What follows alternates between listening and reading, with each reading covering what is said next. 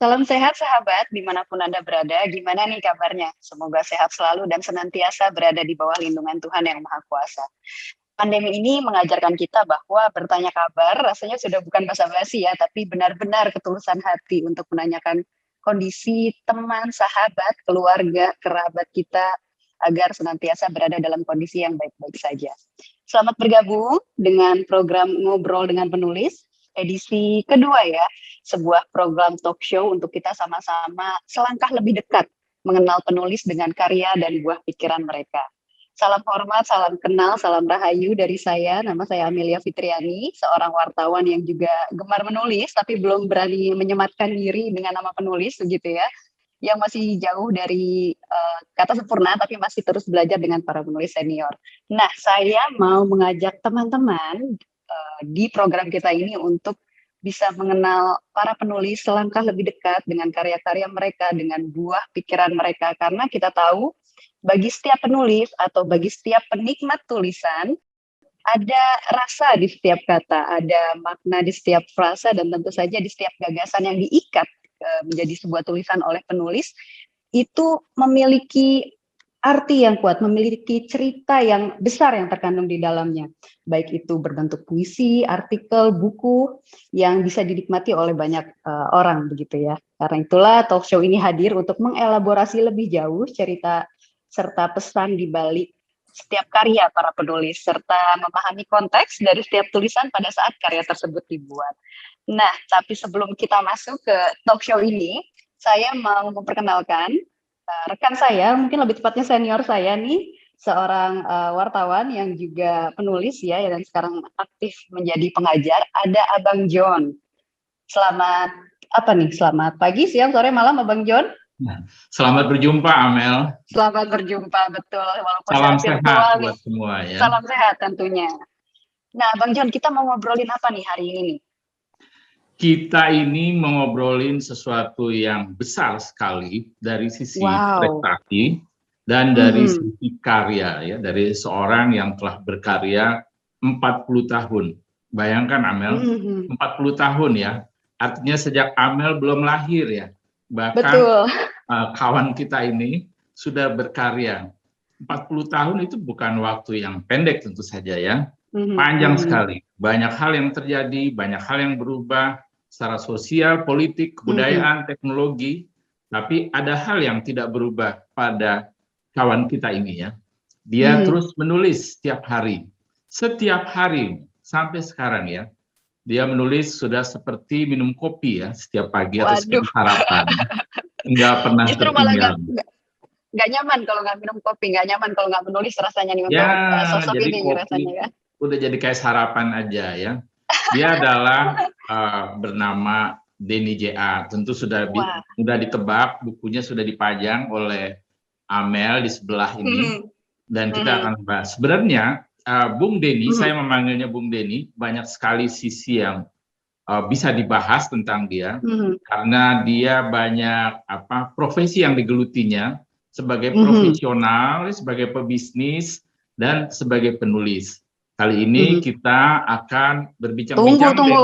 Tunggu, Abang. Aku pengen tahu dulu nih, selama 40 tahun, sudah berapa karya buku sih yang dibuat? Kayaknya saya pernah, ini deh, sekilas-sekilas lihat beritanya. Coba dong, boleh lihat kalau ada beritanya. Oh, nanti boleh kalau mau ditayangkan oleh host yang membantu. Boleh. Mas operator boleh dong. Aku mau lihat deh. Biar kita bisa sama-sama tahu. Wah, apa ini Bang?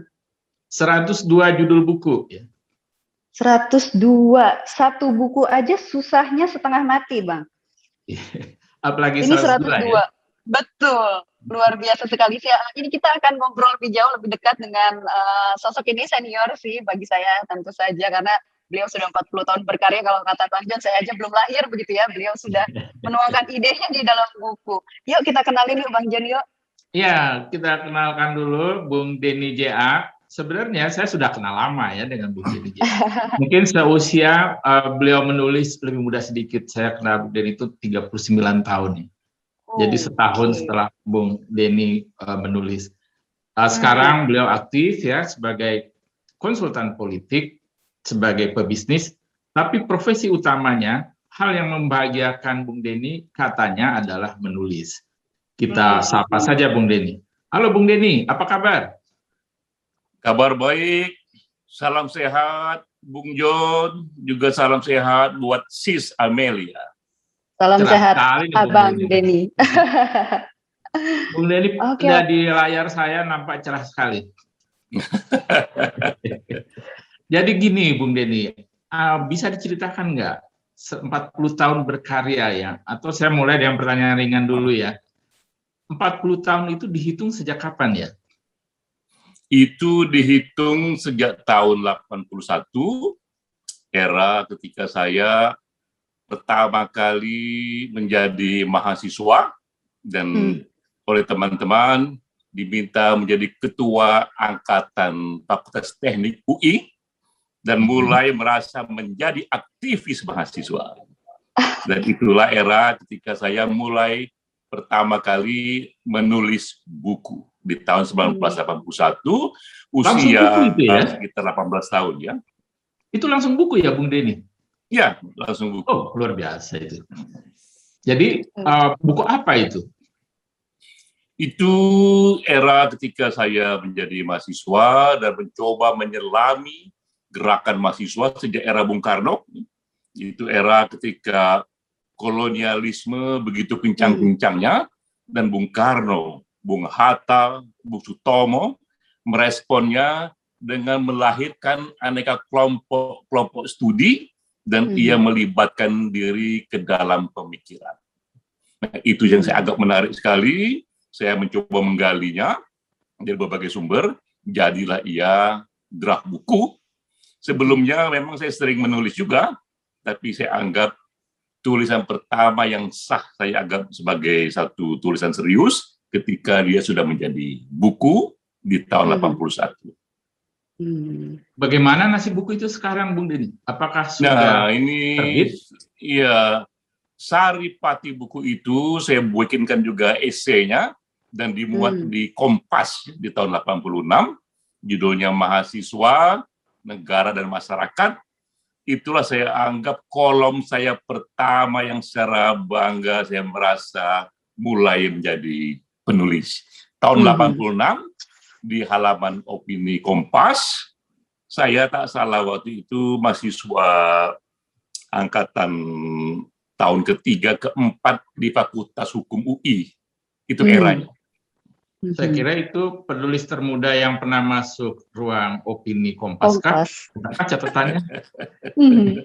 Sekelas Kompas begitu ya. Langsung. Iya, usia saya sekitar 23 tahun ya. Dan kemudian itu menjadi topik sentral karena berapa hari kemudian Kompas menurunkan reportase 3 hari mengenai kelompok studi dan saya ingat sekali itu. Senang sekali hati saya. Foto saya ada di halaman 1 Kompas yang mengangkat fenomena tumbuhnya kelompok studi mahasiswa ini. Menarik. Karena dimuat di Kompas ya, ada fotonya Bung Denny, bukan karena honornya ya? Yang tulisan atau yang berita?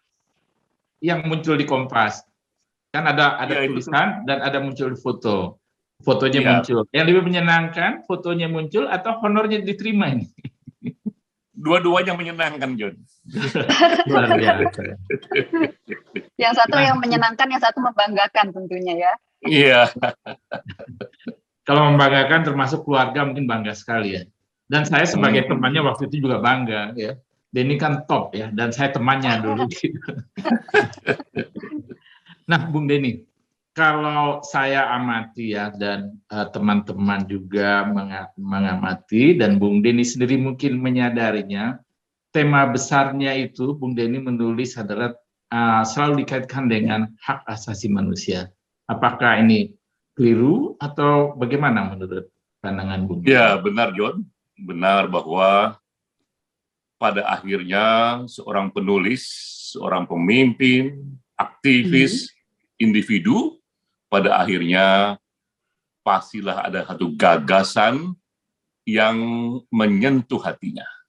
Dan selama ini memang hak asasi, demokrasi, itulah yang terasa menjadi life calling saya, yang terasa menjadi panggilan saya, yang keluar gagasan itu hampir di semua karya yang saya tulis.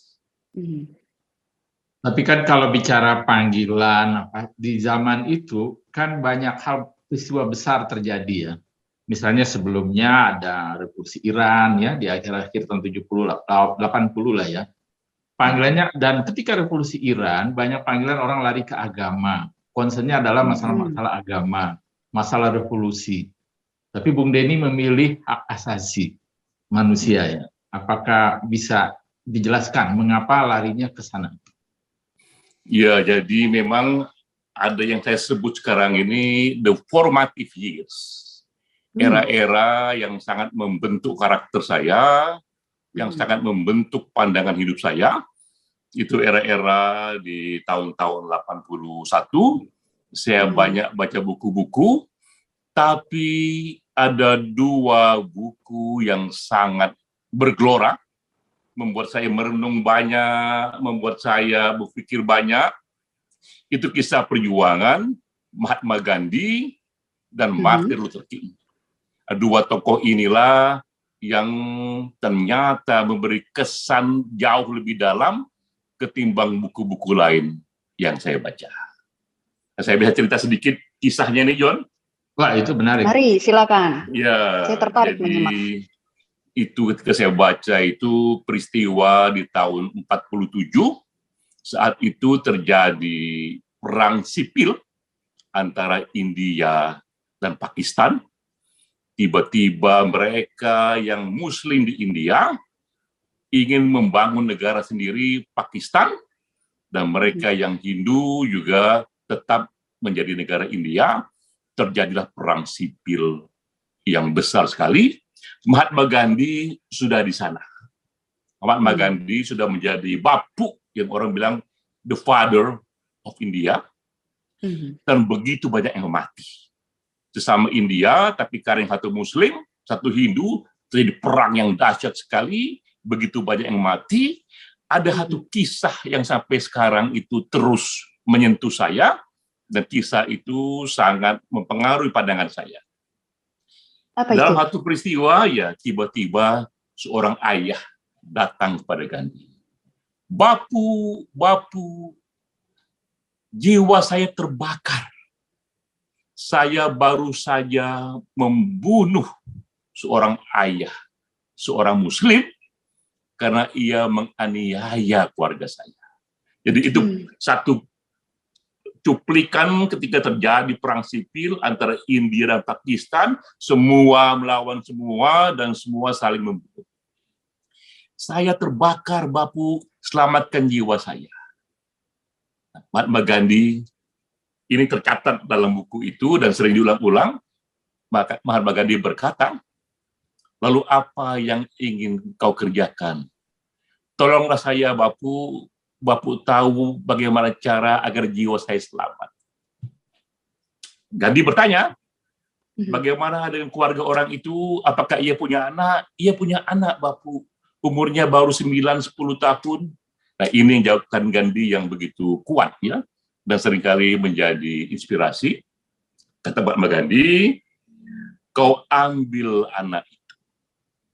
Anak yang ayahnya seorang Muslim, kau rawat dia, sayangi dia sebagai anakmu sendiri, namun jangan kau ubah agamanya, didik ia sebagai Muslim, walau kau seorang Hindu yang fanatik. Hanya demikianlah jiwamu tak akan terbakar. Apakah kau sanggup? Ya, dia katakan, Bapu, apakah benar ini bisa menghapus semua kesalahan saya? Kata Gandhi, kerjakanlah itu, dan nanti kau akan lihat, ya, bahwa kau akan lebih nyaman.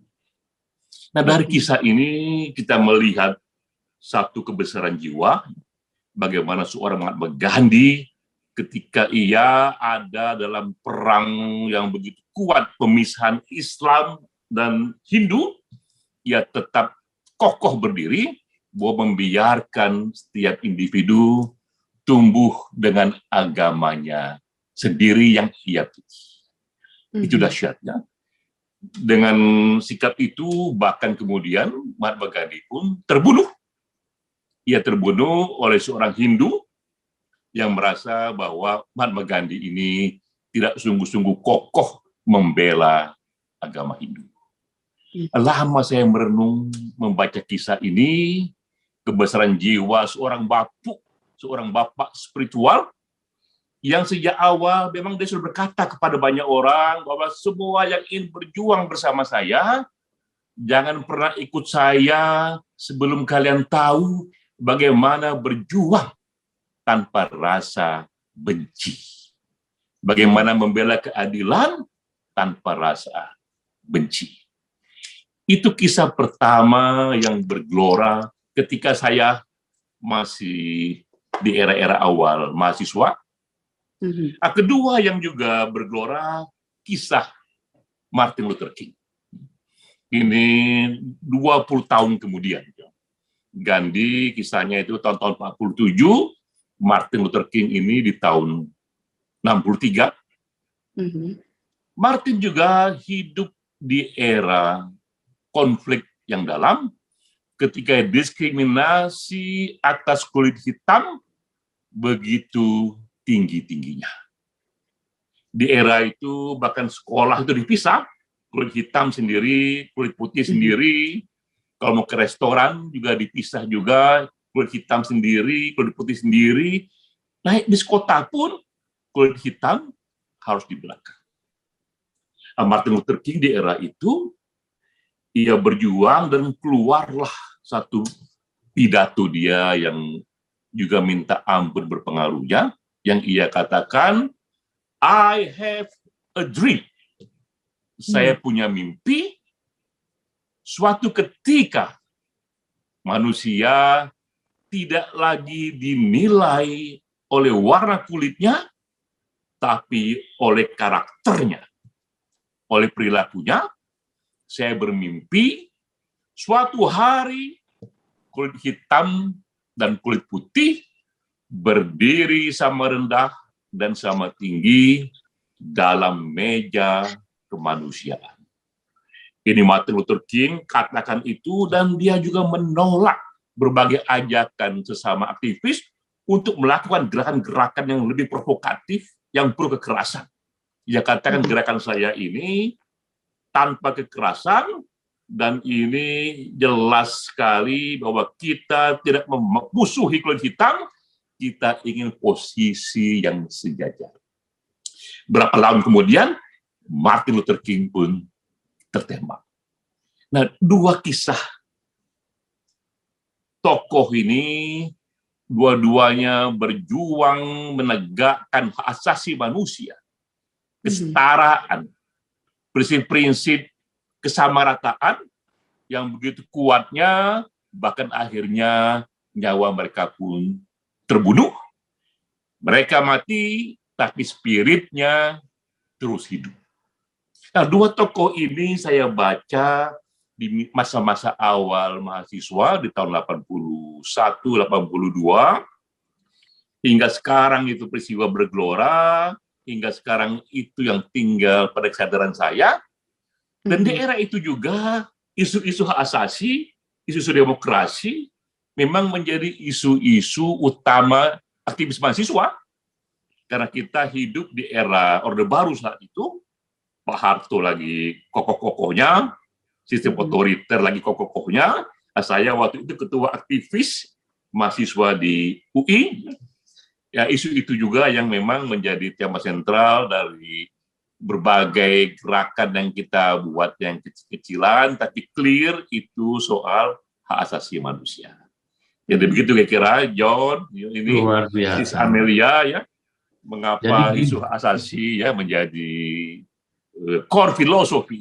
Ya, sebelum saya lanjutkan pertanyaan, saya ingin komentar sedikit ini ya. Bung Denny ahli menulis, jago nulis, setiap hari nulis, ternyata juga pendongeng yang hebat ini. Saya mendengar pendongeng terkesima. Luar biasa memang ya, kemampuan Denny menyampaikan gagasan itu.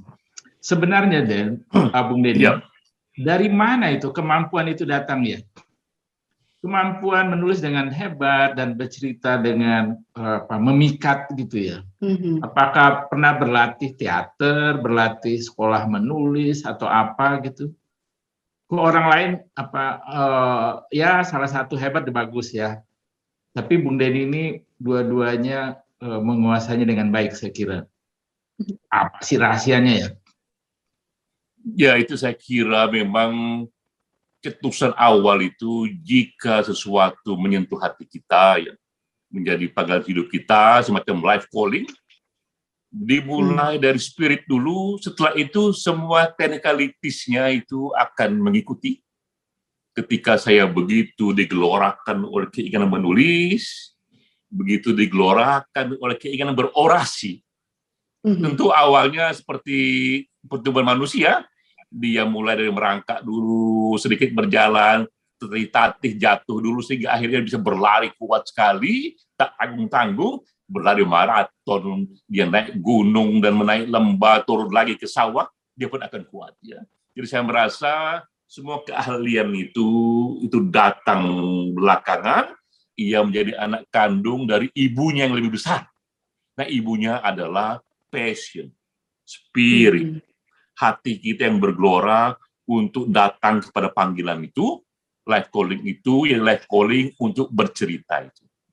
Jadi itu spiritnya ya. Jadi ibu kandungnya adalah passion yang tumbuh kuat sekali di hati kita. Jadi bukan gen ya?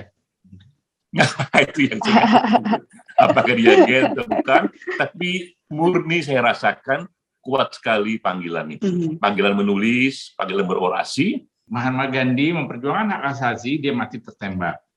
Martin Luther King memperjuangkan hak asasi, mati tertembak.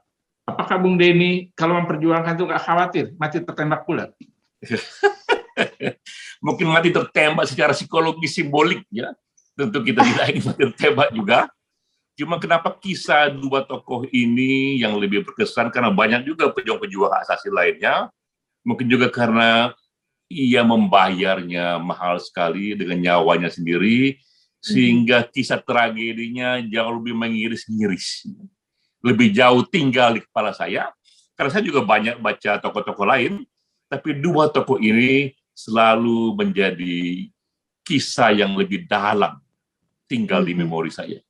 Apa yang diceritakan oleh Abang Denny, saya belajar banyak bahwa sebenarnya spirit itu adalah kunci utama, passion dan spirit adalah kunci utama, skill itu akan berjalan by nature, begitu ya, Bang Denny? Ya, betul itu.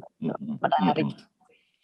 Jadi memang apapun ini, Sis Amelia, apapun, mulailah dari spirit, mulailah dari batin, ya. Dia harus meletup dari sana, meletup dari dalam, sisanya teknikalitis itu datang kemudian. Menarik sekali. 40 tahun berkarya, ruh atau nafas yang dibawa selalu sama, hak asasi manusia. Ternyata filosofinya begitu mendalam, begitu kuat bahkan ya, bukan sekedar gaya-gayaan waktu itu mahasiswa sedang isu HAM, kalau anak zaman sekarang bilangnya sedang hype begitu ya. Jadi oke, kita bicara HAM, tapi ternyata enggak. 40 tahun waktu yang cukup untuk membuktikan bahwa seorang Denny J.A. Konsisten begitu ya membawa isu HAM. Terlebih menurut saya juga cukup cerdas begitu Abang membawa isu HAM, karena ini bisa masuk ke isu lain, banyak isu lain, isu agama, isu demokrasi, isu sosial, isu ekonomi, itu bisa masuk ke banyak aspek isu HAM ini. Tapi kalau tadi Abang bilang memulai menulis pada masa mahasiswa, tentu apa yang dituliskan pada saat itu konteksnya adalah pada saat perjuangan sebagai aktivis begitu ya, aktivis mahasiswa. Dan sekarang 40 tahun, setiap tulisan pasti memiliki konteksnya masing-masing. Setiap buku yang Abang buat, setiap artikel yang Abang buat, pasti gagasannya merupakan hasil karya atau hasil pemikiran Abang pada saat konteks saat itu begitu ya. Tapi apa sih Abang yang membedakan, apa yang membuat seorang Denny J.A. pada mahasiswa tahun 80-an awal itu dengan seorang Denny J.A. di tahun 2021 ini yang masih tetap konsisten? Mungkin dulu menulisnya dengan pena begitu ya, sekarang sudah ada gadget atau laptop dengan mudah, tapi pada intinya sama, menulis, tetap konsisten menulis, tetap menanamkan ruh HAM begitu ya di setiap tulisannya. Tapi apa yang membedakan Bang Denny? Iya, memang tetap core filosofinya soal gagasan asasi, tapi suasana lingkungan sosial saya begitu jauh berbeda. Ketika saya menulis di era mahasiswa itu, ada background yang terbayang adalah background ibu kandung saya. Waktu itu, sebelum saya menjadi mahasiswa, ibu saya berkata, "Den, Mama nggak punya banyak uang. Kau tahu semua kakak-kakakmu itu sekolahnya hanya sampai SMA, setelah itu bekerja. Nah, jika kau ingin kuliah, cari-cari cara juga agar ada tambahan biaya untuk kuliah." Jadi waktu itu, di era itu, saya menulis di samping memang ada panggilan menulis, juga karena mencari tambahan biaya untuk menambah uang kuliah. Karena saya tidak tahu di kepala saya harus kuliah. Saya harus, bahkan waktu itu, ketika tak terbayang, saya katakan ke diri saya harus sampai kuliah setinggi-tingginya ke Amerika Serikat sana. Saya tidak tahu bagaimana caranya, itu meletup saja dari dalam. Nah, tapi di era itu sudah ada satu peluang menulis dan mendapatkan honor. Ternyata itu bisa membantu saya untuk membayar uang kuliah. Jadi pertama kali spirit menulis itu adalah juga spirit mencari tambahan biaya kuliah. Lalu saya merenung, terjadilah itu saya hijrah berkali-kali dalam hidup saya, yang juga mempengaruhi situasi saya menulis. Ini agak panjang ceritanya, tapi saya ceritakan saja karena juga bisa menjadi pengalaman dan inspirasi bagi banyak orang. Inspirasi tentunya. Iya. Gimana hijrahnya Denny JA? Iya, jadi ketika pertama kali saya mulai menulis itu, situasi ekonomi begitu sulitnya. Saya rasakan ya. Ayah saya juga sudah lama tidak bekerja. Ibu saya orang bilang ini mantap. Mantap itu makan uang tabungan. Kira-kira. Sehingga akhirnya ada keinginan saya untuk kuat secara ekonomi. Jadi situasi panjang dalam suasana ekonomi yang pas-pasan, melahirkan keinginan untuk panjang secara ekonomi, kuat secara ekonomi. Dan saya ingat waktu itu yang ikut mempengaruhi saya adalah seorang guru ketika saya S2 di Amerika. Waktu itu masih sebagai penulis saja keinginan saya itu, hanya sebagai akademisi, sebagai intelektual. Nah, tiba-tiba waktu itu seorang guru membagikan kepada kami hasil MITES. Ia guru kuantitatif riset yang mengatakan, semua kalian di sini dengar saya.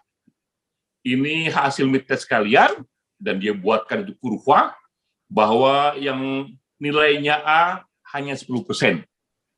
Yang nilainya B 30%. Sisanya C ke bawah. Itulah situasi kalian semua di sini. Nanti 25 tahun nanti semua ketemu saya jika ada waktu, dan ini hasil riset. Itu ya katakan itu. Yang dapat nilai A ini nanti adalah mereka yang akan paling miskin di antara semua. Waktu kita kaget. Dan ia katakan ini hasil riset. Kenapa ia paling miskin dari semua? Karena ia begitu pintarnya, ia bisa membuat teori, dan ia menjadi dosen, menjadi rektor, menjadi akademisi yang nggak banyak dananya.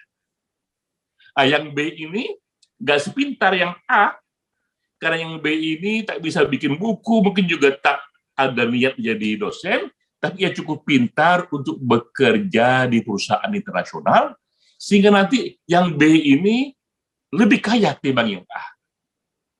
Nah, yang C ini, yang nilai akademiknya sangat rendah, jadi dosen nggak diterima, bekerja di perusahaan internasional nggak diterima, dia akan buat usaha sendiri. Nah, nanti yang C inilah yang paling kaya di antara semuanya itu.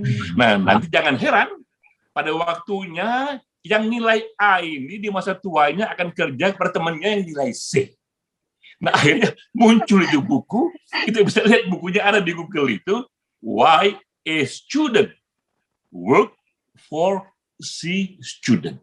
Mengapa mereka yang nilainya A, ujungnya nanti akan bekerja kepada mereka yang nilainya C. Nah, disitulah guru itu membuka pandangan saya yang katakan ada kecerdasan akademik, ada kecerdasan finansial. Itulah awal saya mengalami transisi pertama untuk juga mau menjadi pengusaha. Apalagi saya baca setelah itu buku-buku yang mengatakan bahwa begitu banyak mereka yang cerdas secara akademik, tapi bodoh secara finansial. Karena itu yang paling bagus adalah cerdas secara akademik dan cerdas secara finansial. Nah, itulah awal saya hijrah ke tahap berikutnya, bahwa saya tidak hanya ingin menjadi penulis, semata-mata penulis, tapi penulis entrepreneur yang juga punya dunia usaha. Itu hijrah saya yang pertama. Lalu saya pun menjadi pengusaha, dan terutama menjadi konsultan politik. Saya anggap juga ini bagian dari dunia penulisan, karena saya menjadi copywriter untuk ikut mendesain, memarketingkan tokoh-tokoh, ya. Dan sampailah saya kemudian pada situasi mencapai yang disebut itu financial freedom. Kebebasan finansial di mana kita tak lagi perlu bekerja, karena semua usaha yang kita buat itu sudah autopilot, sudah bekerja untuk kita, sehingga penghasilan kita lebih besar dari pengeluaran kita. Nah, di era itulah saya mengalami hijrah yang kedua yang mempengaruhi dunia penulisan saya. Saya merasa bahwa dengan sampai pada financial freedom ini, tak banyak juga satu kepuasan batin yang dalam. Kita dapat dana, sangat senang sekali, tapi nggak panjang senangnya itu. Sampai saya buat itu puisi yang bunyinya, telah kudaki puncak-puncak kekayaan, tak ada mutiara di sana. Telah kudaki puncak-puncak pengetahuan, tak ada mutiara di sana. Apakah ada kehidupan yang lebih dalam? Nah, saya pun sampai ke sana. Dan itu yang mengantar saya kemudian pada hijrah yang kedua, yaitu power of giving. Hidup untuk berderma, hidup untuk memberikan sesuatu, dan itu pula yang mengubah situasi saya untuk menulis.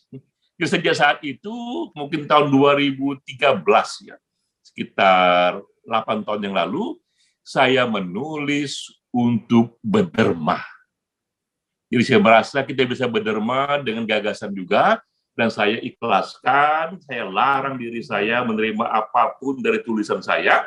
Maka semua buku yang saya buat, itu sengaja dalam bentuk PDF dan disebarkan secara gratis, secara bisa dinikmati tanpa harus membayar apapun, karena saya menjadikan menulis sebagai power of giving, menulis sebagai berderma. Jadi kalau kita lihat 40 tahun dalam saya berkarya, walau sama core filosofinya, sama-sama soal hak asasi, tapi situasi kondisi ekonomi sangat berbeda sekali. Yang awalnya itu motifnya mencari honor untuk bantu kuliah, kini menjadi bagian untuk berderma, tapi semua terjadi karena saya mengalami hijrah yang berkali-kali. Jadi biasa. Itu ceritanya ini, Sis Amelia, Bung John. Ya. Luar biasa sekali. Ini rasanya yang bikin seorang Denny J.A. berbeda begitu ya. Bahkan sejak muda beliau sudah, Abang sudah menyadari begitu ya, bahwa penulis nggak bisa nih begini-begini aja, harus ada perubahan, harus kalau kata anak zaman sekarang related dengan zaman, related dengan konteks. Yang juga menarik adalah menulis untuk berderma dengan gagasan. Itu juga konsep yang luar biasa menurut saya, Bang Denny. Jadi memang John juga tahu waktu itu kita punya semacam mentor kita, Pak Johan Effendi namanya, dari kelompok studi proklamasi. Saya jumpa John di rumah Pak Johan Effendi ini. Itu sangat kita hormati, seorang mentor yang sangat sederhana hidupnya. Ketika kita merayakan ulang tahunnya, jika tak salah ke 70 tahun usianya, saya juga bikin artikel tentang Pak Johan. Saya katakan saya mengagumi Pak Johan yang begitu kuat pengabdiannya kepada dunia intelektual, tapi Pak Johan memilih hidup yang sederhana. Nah, saya katakan, saya mencintai Pak Johan, tapi saya tempuh jalan yang berbeda, karena saya ingin tidak sederhana, saya ingin kaya raya, karena saya katakan, dengan banyak uang itu, saya bisa punya perpustakaan yang besar, saya bisa menyekolahkan banyak anak-anak yatim, saya bisa membantu teman-teman untuk juga berkarya, dan itu sempat menjadi satu bahan renungan juga bagi teman-teman yang lain, karena di era itu seolah-olah menjadi intelektual itu juga menjadi asketis. Itu orang-orang yang tidak terlalu memperhatikan dunia materi. Saya katakan, saya sengaja ingin menyimpang, menjadi intelektual, menjadi penulis, tapi juga jika bisa mencapai financial freedom. Jadi itu kira-kira background-nya itu ya. Saya sebagai saksi ya bahwa Bung Denny bukan hanya berderma melalui tulisan, juga melalui uang-uangnya ya. Banyak hal yang dibantu oleh Bung Denny, kegiatan sosial, kemudian teman-teman, dan lain-lainnya. Nah, Bung Denny, saya kembali ke cerita ya, Bung Denny tadi yang mengatakan ada riset dosennya gitu. Kalau begitu, Bung Denny sekarang udah kaya, sudah mempekerjakan orang, apakah dulu nilainya C sebenarnya, atau pengecualian? Apakah ini pengecualian, apakah Bung Denny nilainya C? Sebab saya secara langsung juga bekerja pada Bung Denny, tapi nilai saya juga nggak A gitu. Ada juga nilai yang C, John. Yang D juga ada ya. Nah, tapi banyak yang A juga nilainya itu. Ya itu guyon aja ya. Kita lanjutkan ini ya. Sekarang ini kan tadi Bung Denny sudah menyebutkan tidak ada perubahan dalam tema ya. Dalam tema tulisan selalu terkait dengan hak asasi manusia. Tapi perkembangan zaman ini sekarang ada media sosial, ada film. Nah, saya juga tahu bahwa Bung Denny mengalihkan karyanya ke dalam bentuk yang lain ya, format lain. Ada dalam bentuk film, kemudian ada animasi, kemudian apalagi ya banyak. Lagu ya. Nah itu bisa diceritakan Bung Denny. Mengapa begitu? Mau diputar dulu videonya? Oh iya, boleh juga ya. Jadi, boleh. Teman-teman sahabat itu bisa tahu ya. Kita mulai dari ininya barangkali salah satu yang menarik perhatian saya, film yang diadopsi begitu ya dari karya tulisnya Bang Denny, film Sapu Tangan Fang Yin. Ya. Begitu. Boleh kita lihat dulu sama-sama yuk. Dari itu negeri berjalan tanpa pemerintah. Hukum ditelantarkan. Huru hara di mana-mana. Langit menghitam oleh kobaran asap. Dari rumah-rumah, dari pertokoan, semua terkesima. Tak ada satupun yang siap melindungi diri dari keganasan ini.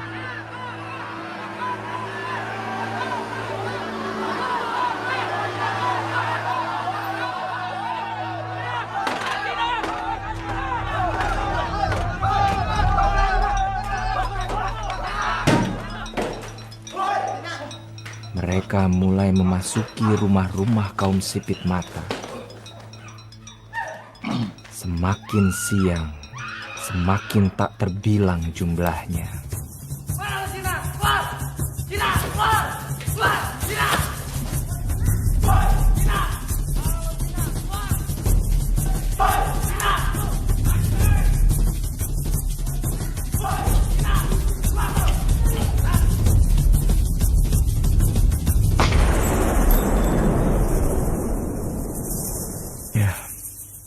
Ada yang memilih mengambil nyawanya sendiri daripada dirampas secara paksa.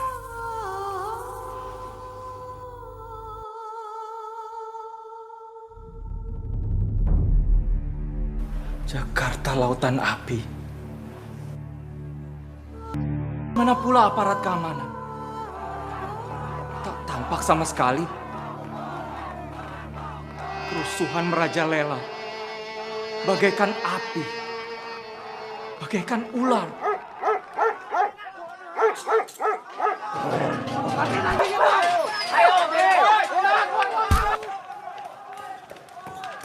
Woi, mana majikan lo?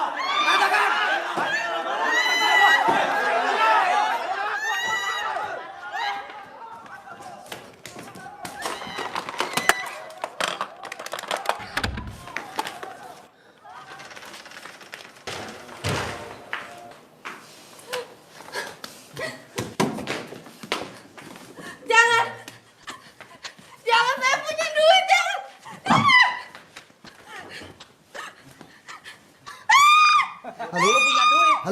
Yin. Halo. Silakan saja teriak.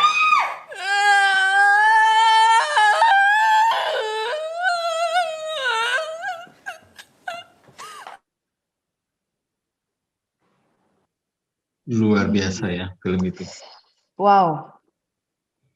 Saya sudah berkali-kali nonton dan selalu terkesima ya. Di samping juga karena di zaman itu saya sudah besar, jadi saya mengalami dan mengetahui dan dimasukkan ke dalam film dengan presisi ya. Keadaan sosialnya memang seperti itu di zaman itu. Kalau dari sisi Bung Denny, boleh diceritakan nggak film ini apa sih pesan yang disampaikan di sini? Iya, jadi ini film saya buat dengan Hanung Bramantyo di tahun 2014. Kita membuat 5 film berdasarkan 5 puisi esai saya yang saya sudah buat lebih dulu. Buku puisi esainya itu atas nama Cinta di tahun 2012. Ini buku puisi esai yang pertama tentang 5 kisah diskriminasi.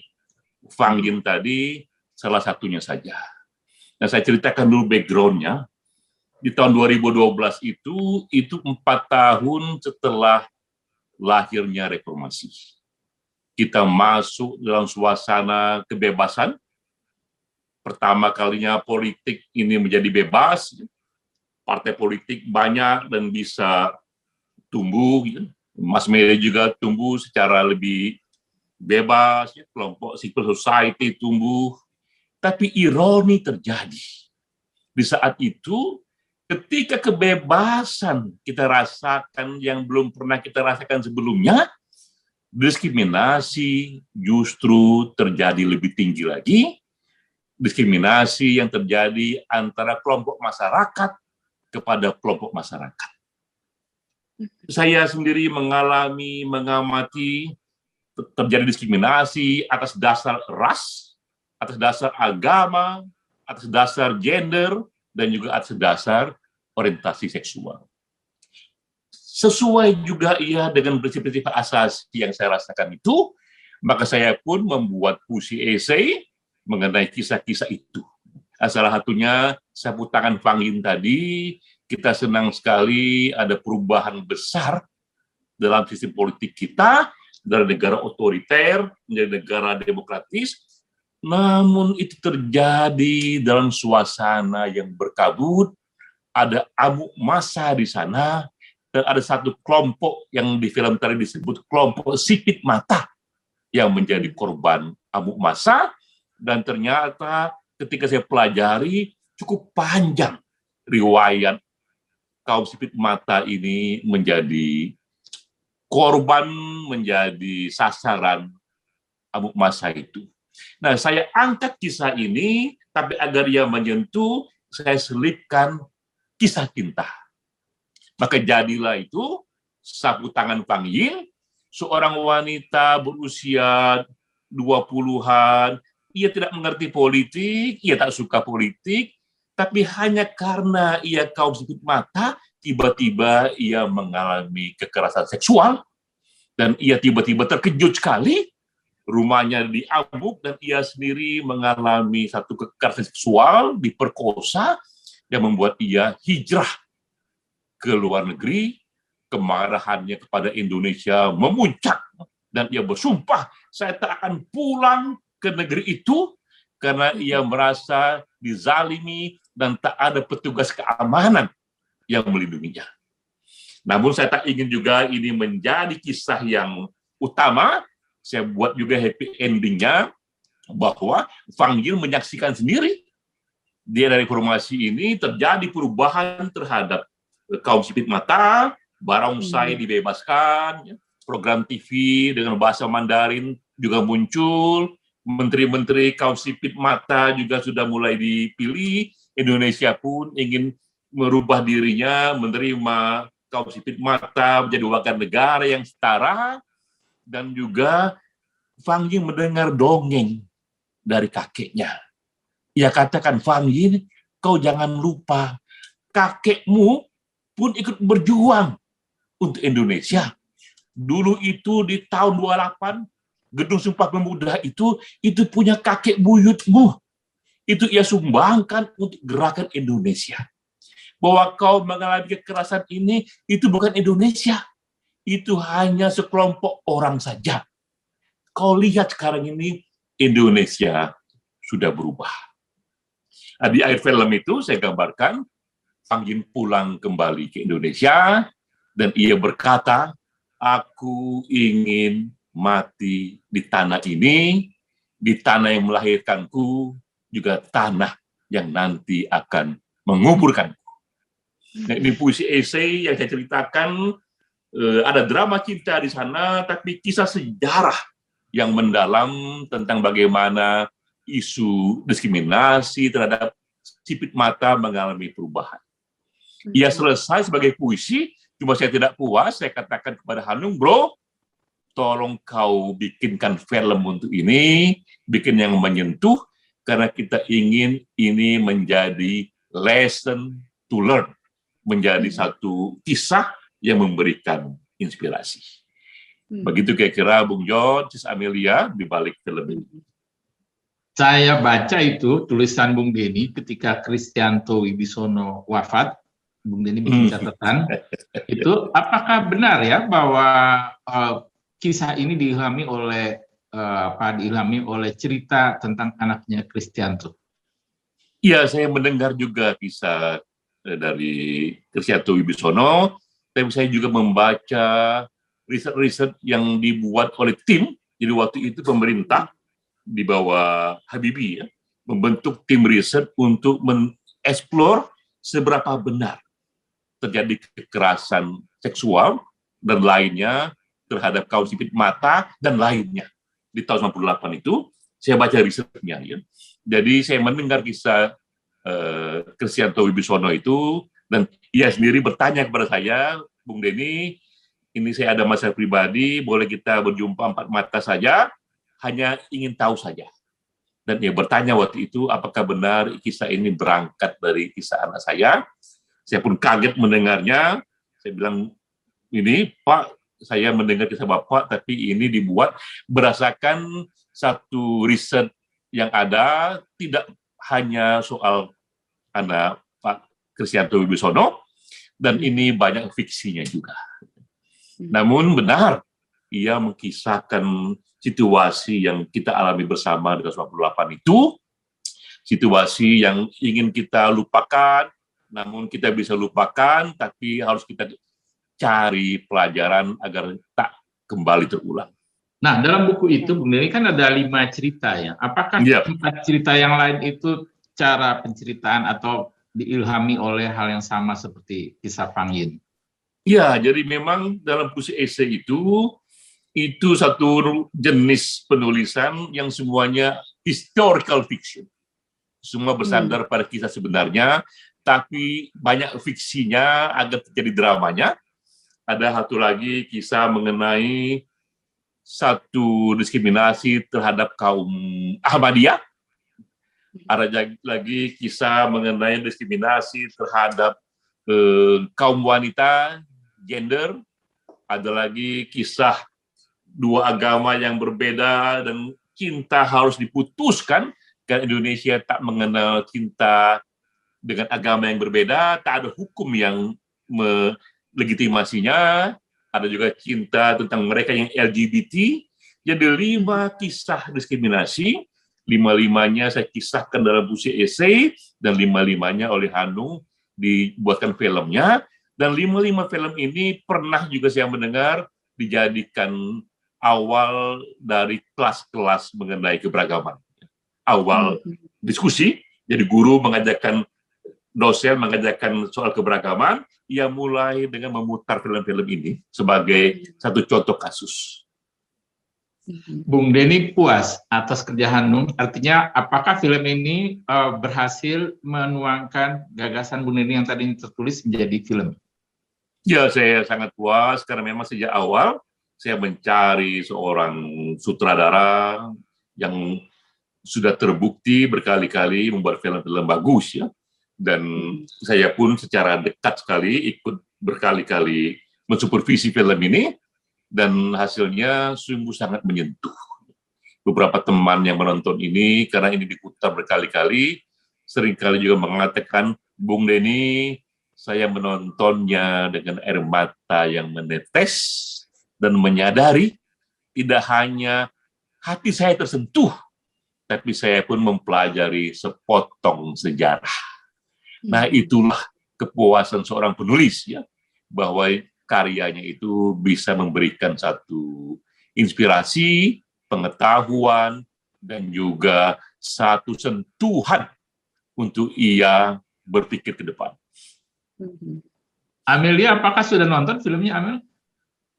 Saya baru lihat cuplikannya dan aja sudah sangat menyentuh begitu, Bang Denny. Jadi rasanya pesan yang disampaikan oleh Bang Denny begitu ya, bisa sampai ke hati banyak penontonnya nih. Dan apalagi lagi-lagi Bang Denny juga menunjukkan konsistensi bahwa bahkan di puisi esai yang diangkat menjadi film tersebut juga isu mengenai HAM, isu mengenai diskriminasi itu diangkat dengan sangat kuat oleh Bang Denny.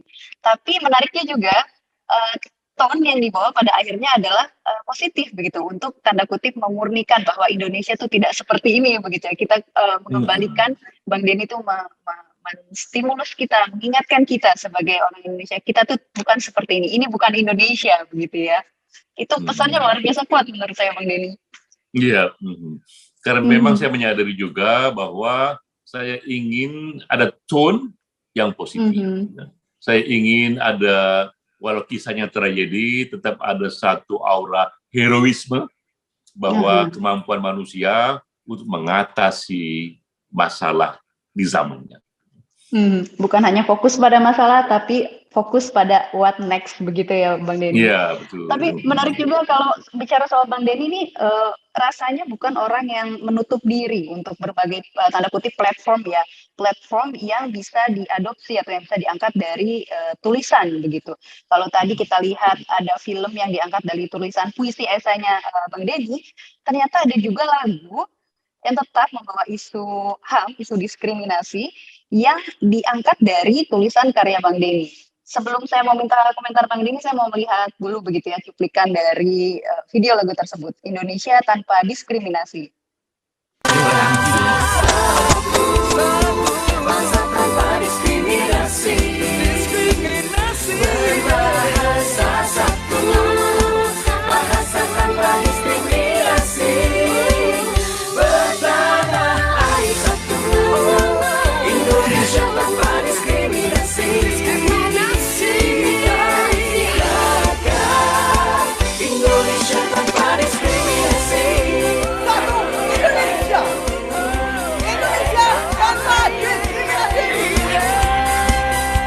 Mari kita wujudkan Indonesia tanpa diskriminasi.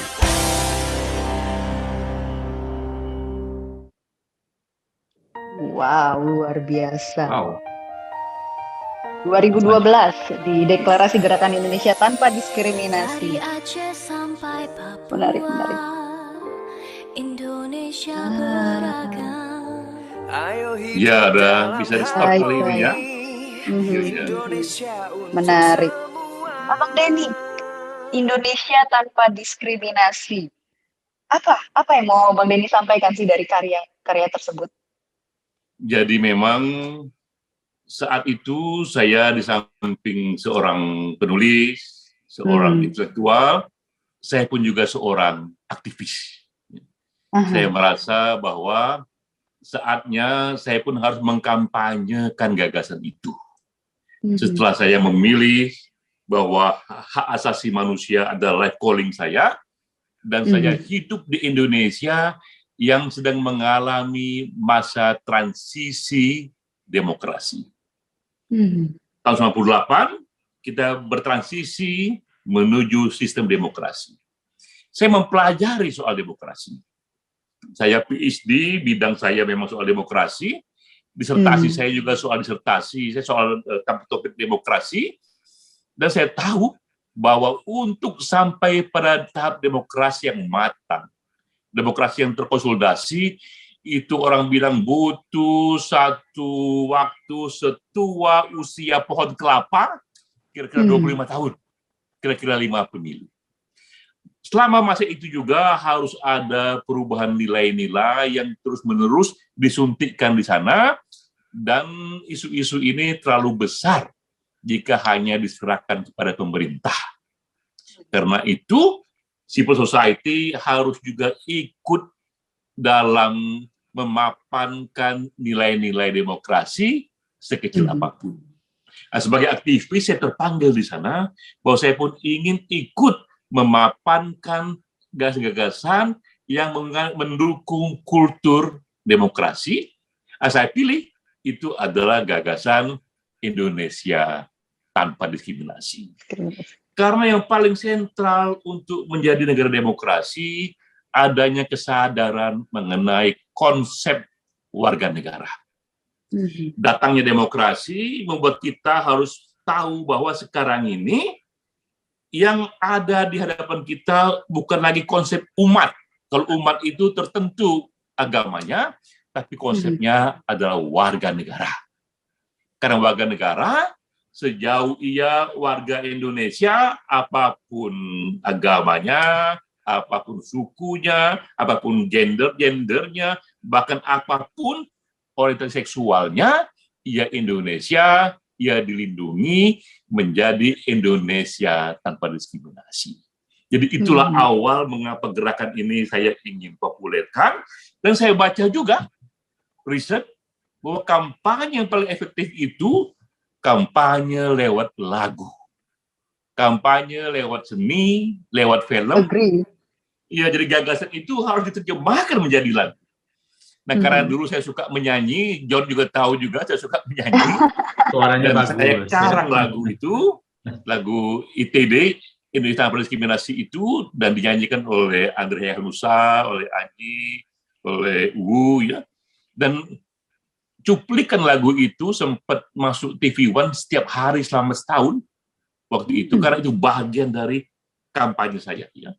Dan saya pun juga mendeklarasikannya itu di Bundaran HI di era Car Free Day, di era itu, ya. Sehingga memang menjadi momen sendiri, dan saya minta teman-teman tolong difilmkan, tolong dijadikan dokumen yang bagus sekali, ya, agar ini ya menjadi gerakan yang terus bergulir. Kenapa? Karena ketika kita memulai gagasan ini tak ada umurnya, kita nggak tahu kapan dia terwujud. Ketika kita sadari yang penting, kita buat saja. Ya berhasil atau tidak, itu adalah perjuangan. Nah, lagu sudah kita buat untuk itu. Nah, Bung Denny, apakah pernah diukur? Apakah perjuangan Bung Denny menghapus, ya, sudah mengurangi Indonesia Tanpa Diskriminasi, sekarang ini sudah mulai berhasil? Jadi kontribusi Bung Denny itu apakah bisa dikatakan ada kontribusi Bung Denny dalam perwujudan Indonesia Tanpa Diskriminasi sekarang ini? Nah, itu memang juga menarik situasinya.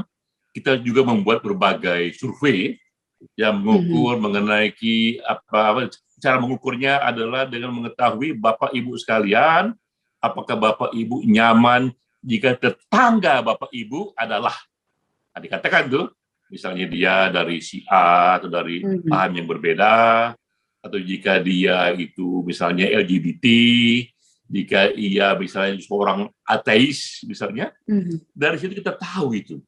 Apakah ada penurunan atau kenaikan ketidaknyamanan masyarakat jika tetangganya dari satu identitas yang berbeda.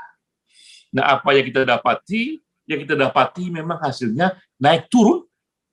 Kadang dia menaik, kadang dia menurun, kadang dia menaik lagi, kadang dia menurun lagi. Ya. Tapi yang kita senang, dari sisi hukum nasional, umumnya hukum kita sudah oke lah, ya, melindungi keberagaman itu, walau belum ideal. Yang terjadi justru adalah di tataran masyarakat, yang orang bilang itu social hostility. Ya, tadi seru banget mengenai Indonesia Tanpa Diskriminasi begitu ya, cara Bang Denny JA untuk menyampaikan gagasannya agar Indonesia lebih maju begitu, tanpa ada lagi diskriminasi yang tersisa di tanah air. Bicara mengenai gagasan dan 40 tahun berkarya, Barangkali ini akan jadi pertanyaan penutup untuk Bang Denny J.A. karena rasanya kalau terus dieksplor waktu beberapa hari pun tidak cukup rasanya nih untuk menyelami isi pikiran dan pengalaman dari seorang Denny J.A. nih. Tapi Bang Denny J.A. kalau boleh saya memberikan pertanyaan penutup begitu. 40 tahun angka yang tidak sedikit untuk bisa tetap konsisten berkarya. Apalagi dengan nafas utamanya, dengan spirit utamanya adalah membawa isu hak asasi manusia. Tentu kita sebagai anak muda ingin tahu lebih dekat apa rencana Abang ke depan. Tentu 40 tahun bukan angka perhentian terakhir untuk seorang Denny J.A. berkarya begitu. Apa pesan yang bisa Abang bagikan untuk sahabat-sahabat, rekan sejawat sesama penulis, dan tentu generasi muda termasuk saya yang mengagumi karya seorang Denny J.A. Ya, jadi terutama untuk teman-teman muda, saya sampaikan puisi Hadir Anwar, sekali berarti, setelah itu mati.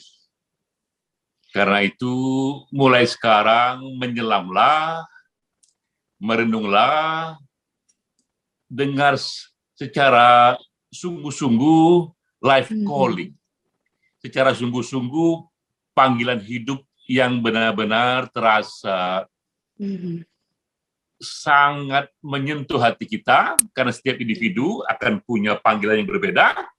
Setelah itu meletuplah dari dalam. Segala hal lainnya, masalah-masalah teknis lainnya, itu akan datang belakangan, karena jika batin kita meletup, ia akan mencari kakinya sendiri. Jadi kira-kira itulah Sis Amelia, Bung John, dan teman-teman yang menonton acara ini. Dengarkanlah suara batin, carilah itu panggilan hidup, dan meletuplah dari dalam. Itu dari saya. Luar biasa sekali Bang Denny J.A. Untuk sahabat bisa melihat atau menengok 40 tahun secara singkat dalam sebuah buku yang sudah dipublikasikan oleh seorang Denny J.A. begitu ya, mengubah dengan gagasan, sebagaimana gagasan yang tadi kita sudah bahas banyak sekali di talk show kita pada hari ini. Terima kasih banyak Abang Denny J.A. Bagaimana Bang John? Terima kasih. Ya, terima kasih Bung Denny telah berbagi. Semoga tetap menulis secara konsisten sehingga mengilhami anak-anak muda generasi berikutnya agar tetap menulis dan memperjuangkan hak asasi manusia. Luar biasa. Kita sampai jumpa di lain kesempatan. Kita akan bertemu. Salam sehat tentunya. Salam sehat Bang Denny J.A. Salam sehat sahabat sekalian. Sampai kita berjumpa kembali di talk show Ngobrol dengan Penulis edisi selanjutnya. Tentu dengan penulis yang luar biasa yang akan kita selami pemikirannya dan juga karya-karyanya. Terima kasih, salam sehat. Sampai jumpa teman sahabat. Sampai jumpa. Sampai jumpa.